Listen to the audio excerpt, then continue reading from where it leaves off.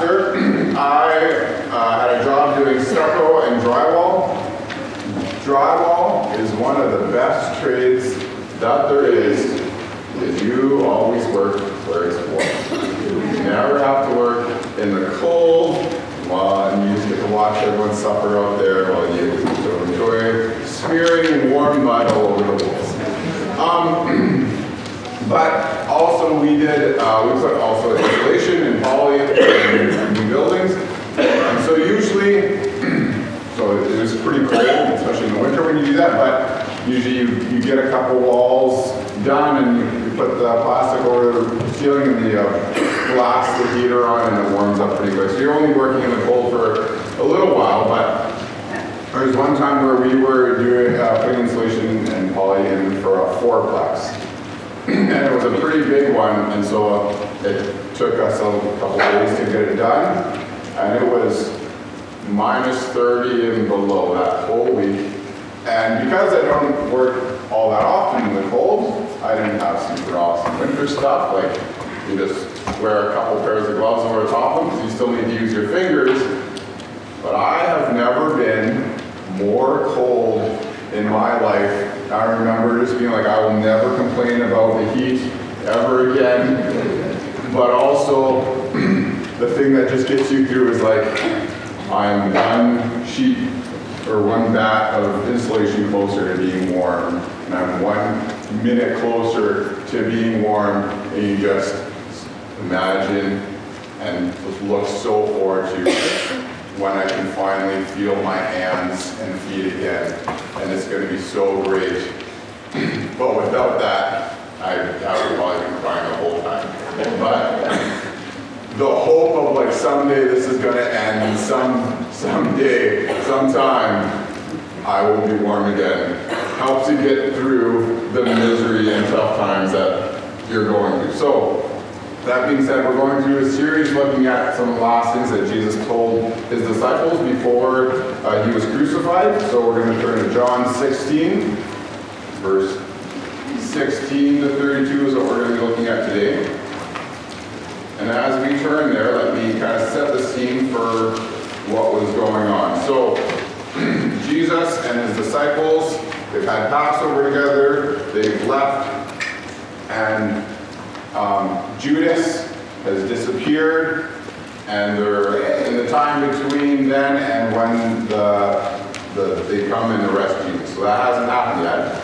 But Jesus knows that within the next 24 hours, that he, the person who the disciples followed and have modeled their life after for the last 3 years, a person that they love dearly, Jesus, he's going to be publicly humiliated, beaten, and killed publicly in a humiliating and excruciating fashion.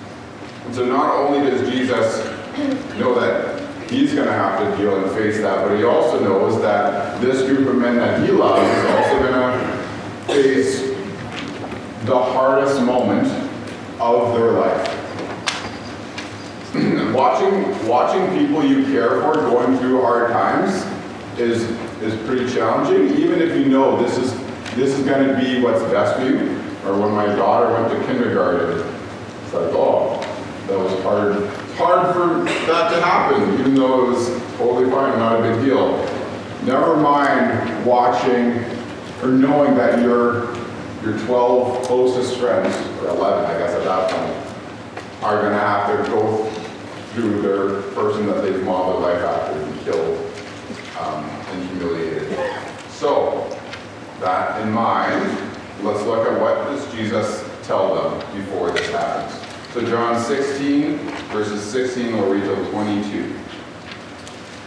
In a little while you won't see me anymore, but a little while after that you will see me again. Some of the disciples asked each other, what does that mean? When he says, in a little while you won't see me. And when you see me, I'm going to the Father. What does he mean by a little while? I don't understand. Jesus realized they wanted to ask him about it. So he said, are you asking yourselves what I meant? I said, in a little while you won't see me, but in a little while after that, you will see me again. I tell you the truth. You will weep and mourn over what is going to happen to me. But the world will rejoice. grieve, but your grief will suddenly turn to wonderful joy.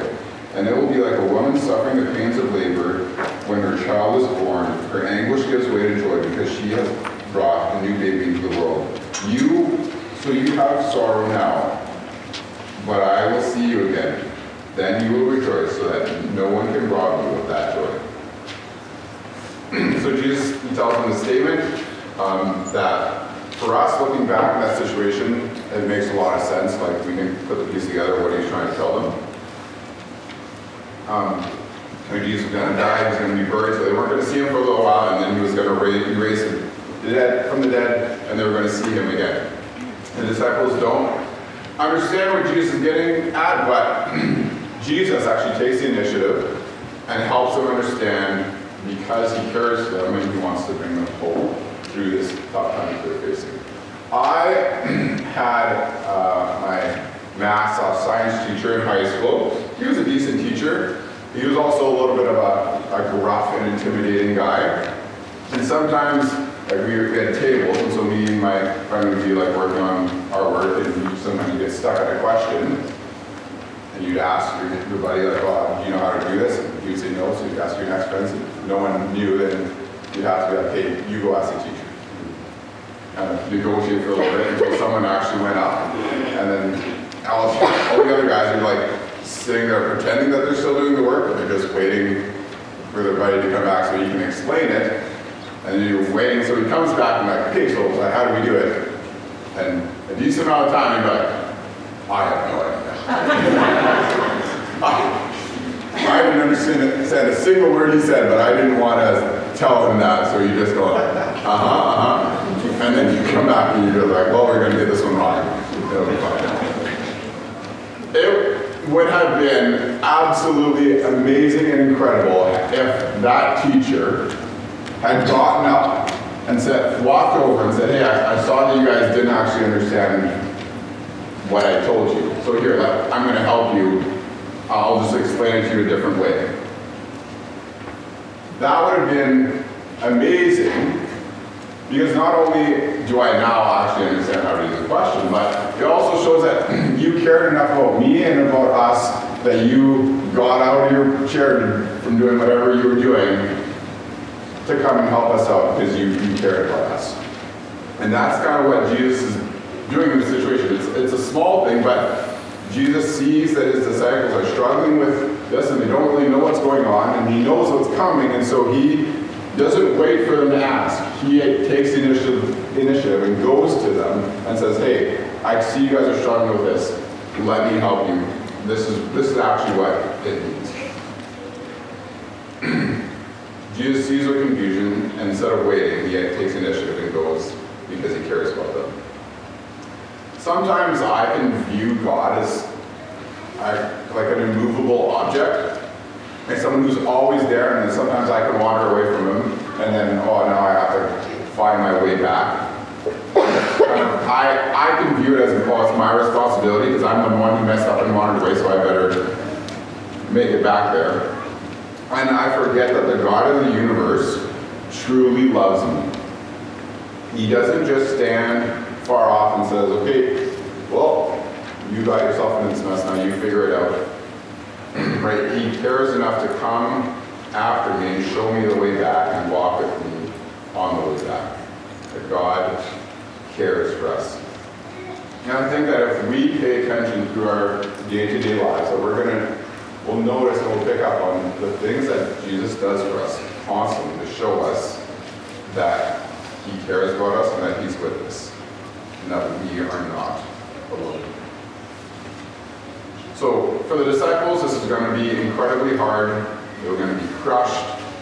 But out of that was going to come one of the most joyful thing that they could ever imagine that would never leave.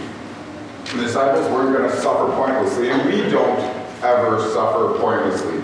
This trial was going to be something that God was going to bring something good out of, and it's also encouraging that elsewhere God tells us the same thing for us, that God works all things for good, for the good of those who love them. And Jesus wants them to remember that there is hope through the hard times. So let's keep reading verses 23 to 28. At that time, you won't need to ask me for anything. I tell you the truth. You will ask the Father directly, and he will grant your request because you use my name. You haven't done this before. Ask using my name, and you will receive, and you will have abundant joy. I have spoken of these matters in figures of speech, but soon I will stop speaking figuratively, and I will tell you plainly all about the Father. Then you will ask in my name. I'm not saying I will ask the Father on your behalf, for the Father himself loves you dearly, because you love me and believe that I came from God. Yes, I came from the Father into the world, and now I leave the world and return to the Father. It's easy to get hung up on the praying and asking in Jesus' name and receiving. What does that all mean? And Jesus here is showing the disciples a picture of what life is going to look like after this is all done, after he raises from the dead. And these men were kind of bound to the sacrificial system, and so if they wanted to go and talk with God, they had to go and bring a sacrifice, and they didn't have a hope to actually go and meet with them personally, right? They had to go and they would talk to somebody who would talk to them, talk to God for them. But Jesus said, that's going to be done soon, right? Soon, you can just talk to him. And we know that when Jesus died, the veil of the temple was split, and now soon after, the God lives in the hearts of his followers, not just in temples made by men. But pretty soon, this would have been crazy for the disciples. Like, wow, this is wild. And Jesus wanted them to remember, there's going to be really hard times ahead. Don't lose sight of what's going to come because of it.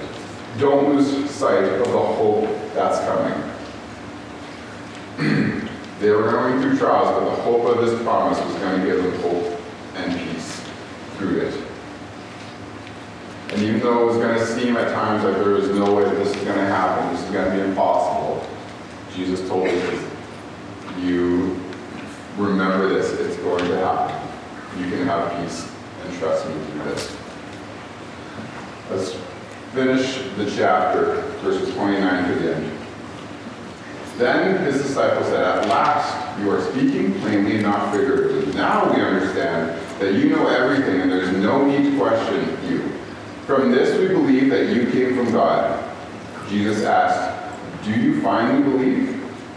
But the time is coming, indeed it's now here, when you will be scattered, each one going one way, leaving me alone. Yet I'm not alone, because the Father is with me.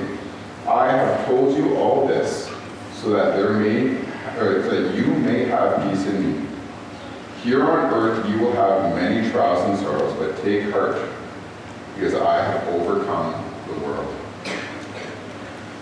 So Jesus ends with a statement that isn't just about his upcoming death and resurrection. It's a statement for all Christians going forward from this point on. In this world, we will have troubles. Life at times is pretty hard. Bad things happen, sad, tragic things happen. And we all do and will go through these hard times, especially when we follow God, and lots of times because we follow God and choose to do what he says in spite of what the world would have us do. For me, over the past few weeks has been a really trying time. Over the past year, we've had the privilege of having an amazing little girl live with us. She's amazing, incredible, wonderful, and it's been a joy to love her and for her to be part of our family.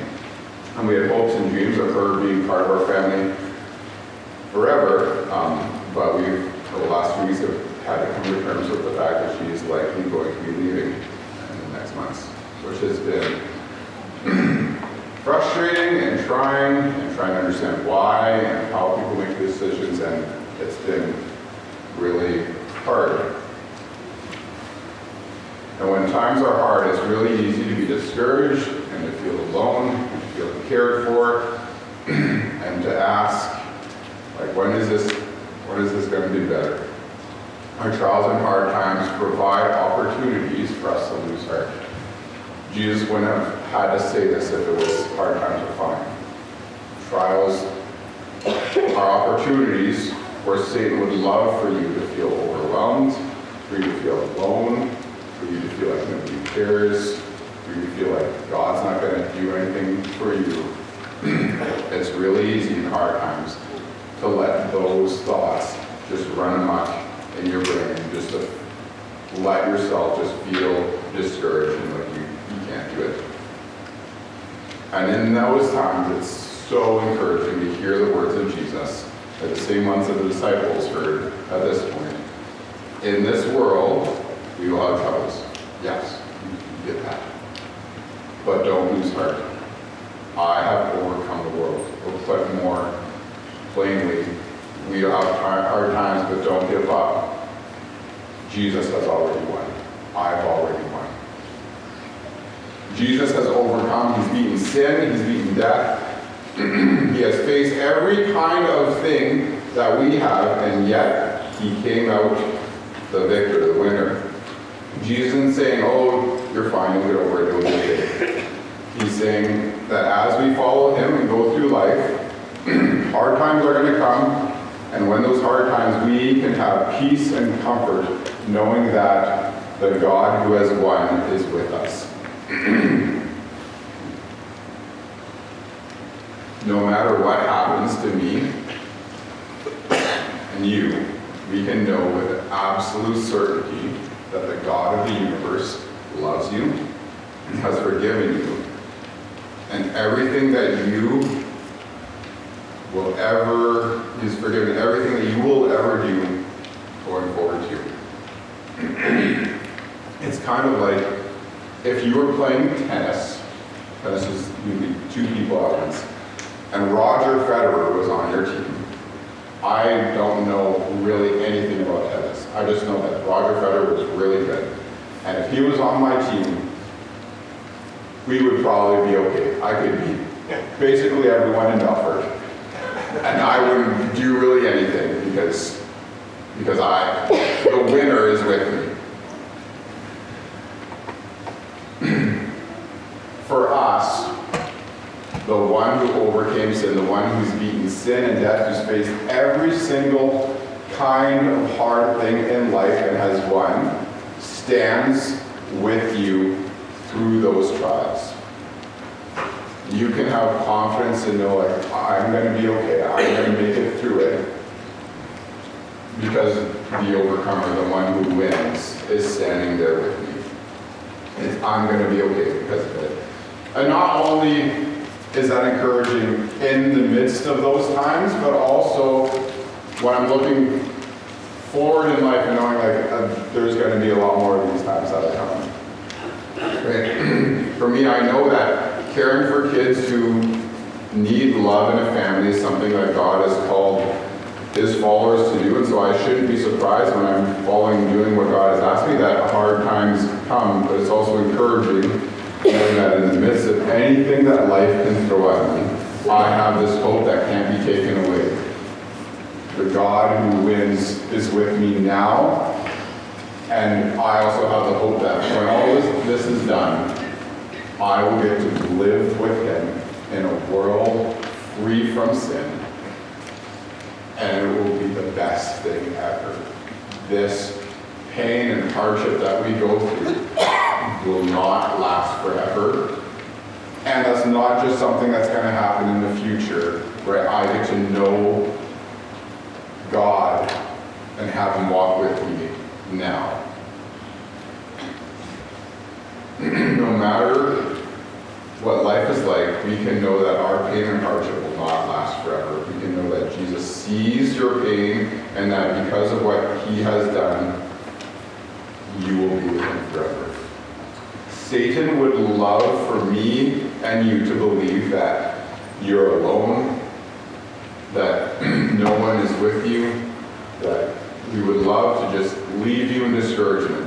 But the fact that the one who's won is with you means that you can have, not just that you can make it through it, but that you can have boldness and courage as you walk through those hard times.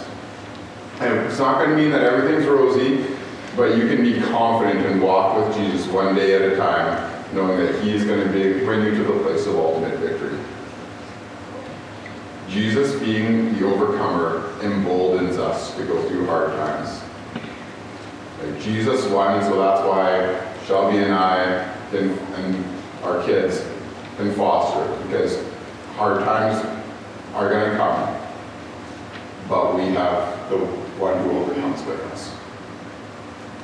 Jesus didn't overcome the world. He didn't win so that I can just sit on my butt and enjoy life. He beat sin and death so I could live the amazing love and freedom that Jesus has won for me. This gives me hope and joy to live for God and not be overwhelmed and discouraged by the hard times that come.